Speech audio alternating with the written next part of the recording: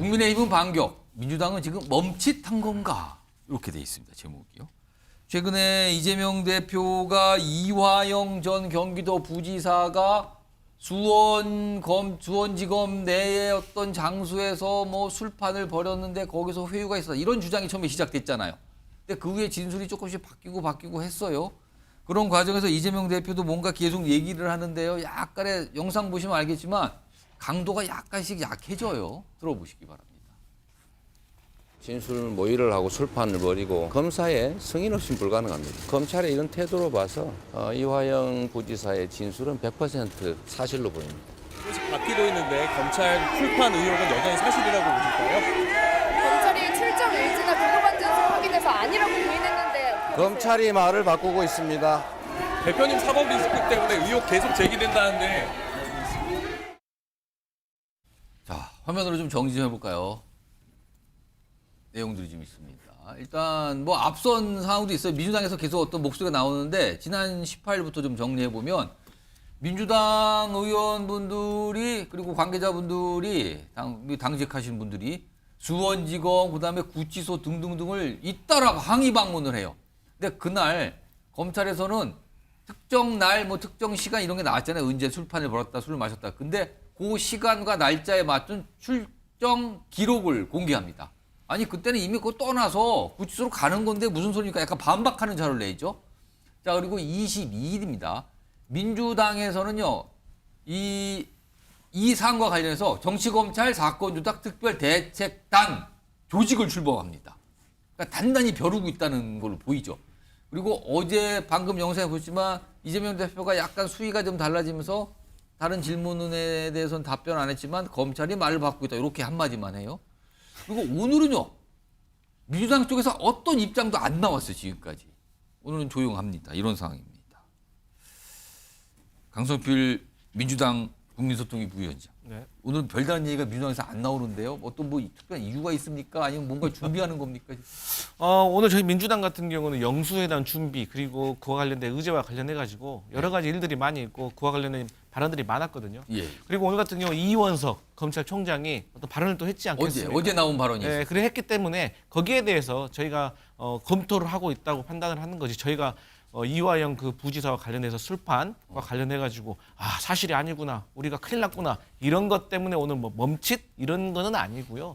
사실 다른 안건 때문에 바쁘기도 하고 발언이 나왔으니까 검토 중이다 이 말씀이네요 지금. 네, 이건 계속해서 진행되는 거고요. 사실 저희는요 이화영 부지사가 제시하고 있는 논란, 의혹 그리고 또 거기에 대해서 수원지검도 반박을 하고 있잖아요. 예. 거기에 대해서 저희 같은 경우는 하나하나 다 뭐 논리가 밀린다거나 저희가 그런 게 없어요. 사실 저희 나름대로의 다 반박 논리가 있고 또 나름대로 궁금한 점이 많이 있고 밝혀야 될 점이 많이 있거든요. 예.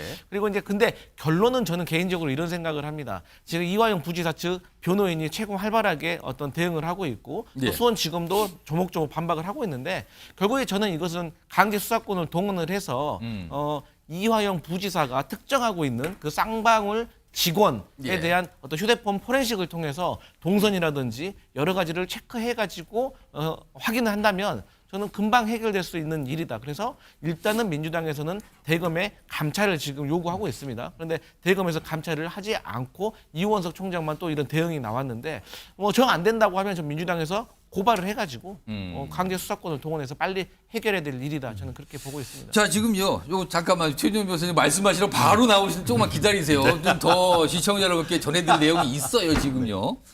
지금 이화영 전 부지사 술판 뭐 처음에 술판이 열렸고 거기서 회유가 있었다 이런 주장이었는데 술을 마셨는가 안 마셨는가 이게 좀 진술이 바뀌고 있고요. 그리고 시점, 그리고 장소에 대해서 약간 얘기가 자꾸 달라지고 있어요. 지금요. 특히 술을 먹은가 여부 이거에 대해서 이화영 전 부지사 측 변호인의 설명이 좀 있었거든요. 요 내용이요. 좀 들어보겠습니다. 법정에서 종이컵에 담겨 있는 게 술인지 어떻게 알았냐? 그러니까 입에 갖다 대니 술 냄새가 나서 알았고 내려놨다 이렇게 얘기했습니다. 그 얘기 다음에 김성태가 그렇게 됐다라는 걸로 이어갔는데 그거를 이화영이 그렇게 마셨다는 걸로 보도가 된 거죠. 그러면 원래 얘기한 거는 마셨다고 한 얘기가 아니었다라는 설명이잖아요. 그런데요. 검찰이 자료를 좀 하나 내놨네요. 녹취록인데요. 화면 좀 보겠습니다. 그러니까 지난 4일 법정에서 처음 이 얘기를 했을 때 무엇이라고 그때 이화영 전 부지사가 얘기했는가?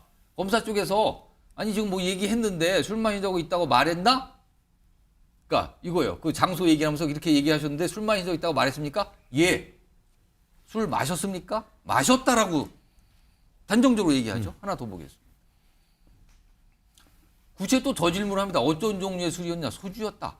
그러면 소주를 마셨으면 냄새가 났을 테고 교도관들이 안 물어보았습니까? 그래서 한참 있다가 얼굴이 벌개져 갖고 얼굴이 진정되고 난 다음에 기소했다. 그러니까 술을 먹고 어느 정도 술이 좀 깬 상태에서 기소했다. 이 설명이잖아요. 근데 앞서서는 변호인 측은 안 마셨다고 얘기했단 말이에요, 지금요. 이게 지금 뭔가 또 달라진 상황인데 이런 상황에서 오늘 국민의힘에서 뭔가 강력히 반박을 하고 어제는 검찰총장의 얘기도 있었거든요. 들어보겠습니다. 이쯤 되면 인디언 기우제처럼 자신이 원하는 결과가 나올 때까지 고장난 라디오처럼 뻔뻔한 선동을 주야장천 반복할 태세입니다. 이들의 막가파식 행태는 악질적 사법 방해이며 대한민국의 헌법 질서와 사법 시스템에 대한 정면 도전입니다. 사법 시스템을 무너뜨리고 붕괴하려는 시도를 하고 있는데 공당에서 그러한 이화영 부지사의 진술만 믿고 이에 끌려다녀서는 안 된다. 앞서 이화영 부지사가 이재명 대표의 대북 송금 관여 사실을 진술한 바로 그 진술도 100% 진실인 것인지 되묻고 싶습니다. 최인현 변호사, 지금 이게 이제 어떤 상황에 대한 진실로 꼭 공방이 벌어지고 있는 건데 이화영 부지사와 전 부지사 측에서는 왜 이런 주장을, 그러니까 술판이 있었고 처음에 근데 술을 마셨다는 부분도 뭐 장소 등등이 왔다 갔다 하거든요. 왜 이런 주장을 지금 하고 있다고 보십니까? 이재명 대표에 의한 거죠. 어떻게 그렇게 연결됩니까? 저는 정말 이게 정말 이해할 수 없는 게 이 재판은 이화영 재판이지 이재명 재판이 아니에요. 그런데 이 논란이 문제가 된 것이 작년 6월 초부터 해서 6월 한 20여일까지 이화영 전 평화부지사의 심경의 변화가 있으면서 쌍방울의 대북 송금 800만 불과 관련해서 그것을 자기가 직접 하면서 그 경과를 이재명 대표에게 보고했다. 요 자백을 했던 거예요. 그 진술에 대해서 번복이 되고 뭐 이것 때문에 시작이 그렇죠. 된 건데. 그렇게 법정에서 얘기를 하니까 이화영 씨의 그 부인이 와가지고 당신 정신 차려라고 하면서 법정에서 싸우고. 예, 굉장히 주목받았던 장면이 그러면서 있었어요. 그때 어떻게 보면 자백하는 진술에 대해서 증인으로 변호인으로 참여했던 분들 예. 다 해임하고 완전히 새로운 변호사로 그렇습니다. 갈아버리고 그러면서 지금까지 왔는 건 아닙니까? 그런 와중에 지금 이게 회유가 있었는데 그게 술판이 벌어진 장소였다. 이 얘기가 그렇죠. 나온 거란 말이에요. 그러면서 아까 그 이재명 예. 대표는 뭐라고 합니까? 이화영의 어떤 그 술을 먹이고 해서 회유하고 했다는 것이 100% 사실이라고 얘기를 하는데 아시다시피 이재명 대표는 법조인입니다.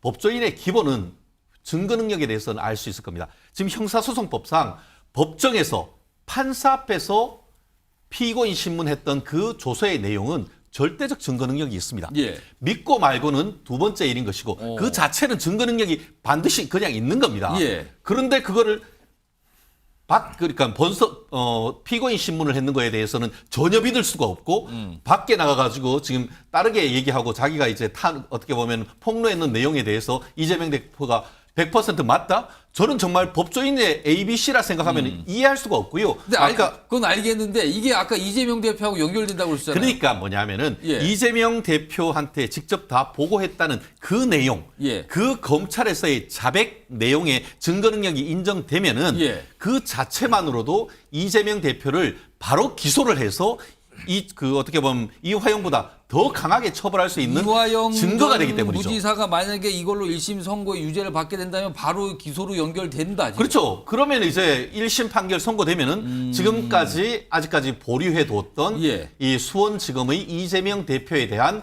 소환 조사가 이루어질 수 있고 그로 인해서 기소될 수 있는 아주 결정적인 증거가 되기 때문에 예. 다른 어떤 사건보다도 지금 이 사건은 어떻습니까? 정치검찰 사건조작 특별대책단을 꾸렸고 그거의 대표가 누굽니까? 곽균택 검사장 출신 이번 당선자 아닙니까? 아까 아무런 어떤 답변을 하지 않고 있다고 하는데 곽균택 검사장님이 지금 당대표 영수회담 준비하고 계십니까?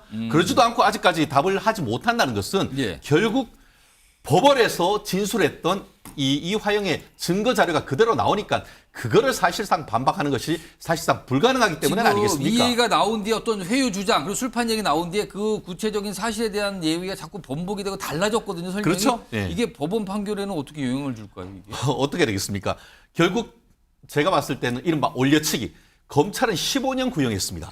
그리고 본인이 뇌물 받은 것에 대해서도 추정을 했는데 예. 제가 봤을 때 이런 식으로 딱 잡아떼고 함에도 불구하고 다른 걸로 유죄가 되면은 오히려 올려치기, 검찰의 구형보다 높아질 가능성도 있습니다. 나아가 말씀드린 것처럼 1심에서 이화영에 대해서 유죄가 선고된다고 하면은 그것은 바로 이재명 대표의 소환 조사로 이겨질 수 있는 아주 결정적인 사건이기 때문에 예. 오히려 제가 보기에 대장동이라든가 아니면 백현동 사건보다 이재명 대표를 비롯한 민주당 측에서 이 사건을 훨씬 더 신중하게 보고 적극적으로 대응한다는 인상을 지울 수가 없죠. 요걸 좀 제가 하나만 추가로 짧게 질문드리면 지금 이화영 전 부지사의 주장이 나온 거잖아요. 근데 이 주장에 뭐 참인지 거짓인지는 지금 뭐 공방이 벌어지니까 이건 뭐 단언할 수가 예. 없습니다만 만약에 거짓으로 판명이 난다 해도 이거 처벌 대상이 아니라면서요?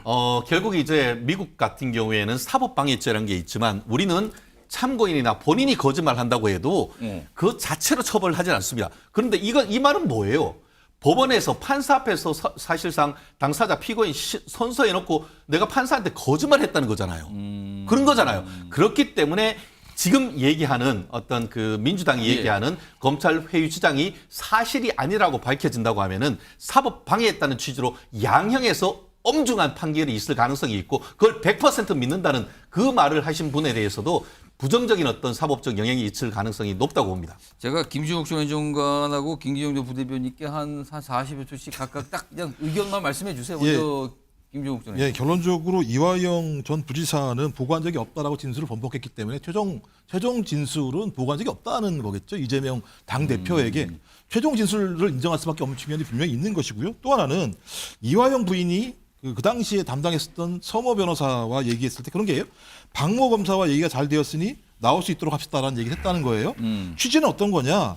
이재명 당대표한테 보고했다고 얘기하면 당신은 정치자금법 문제이기 때문에 5년 이하에 5년 이하로 해서 나올 수 있는데 그렇지 않으면 10년이 된다라는 얘기를 하면서 회유했다라는 측면이 있는 거죠. 그러니까 본질은 술판이냐 연어나 이런 문제가 아니라 2023년도 6월부터 7월 사이에 검사가 회유를 했는지 안 했는지 회유의 사유에 대해서 확인될 수 있는 건 이 변호사가 부인하겠다는 내용들이 분명히 있기 때문에 이 사실에 대한 내용들을 밝히면 될 문제인 것이지 본질적인 문제가 아닌 다른 문제를 가지고 얘기하는 것은 저는 다른 차원의 문제라고 생각을 합니다. 김기정 전 부대변인.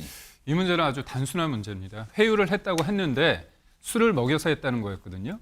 근데 시간 장소가 다 바뀌고 술을 먹었는지 안 먹었는지도 지금 헷갈리고 있습니다. 그렇다면 회유에 대한 부분에 대해서 우리는 의문을 던질 수밖에 없고요.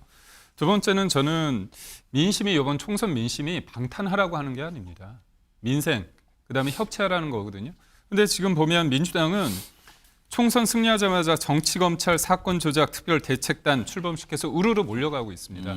저는 이해는 됩니다. 방탄을 위해서 이해는 되지만 안쓰럽더라고요. 그래서 언제까지 이게 가능할까 했는데 오늘 마침표를 찍었는지 아니면 뭐 숨고르에 들어간지 모르지만 저는 이 문제를 이렇게 오랫동안 끌 문제는 아니다. 단순한 문제다. 알겠습니다. 이것도 좀 지켜봐야 될 문제 같고요.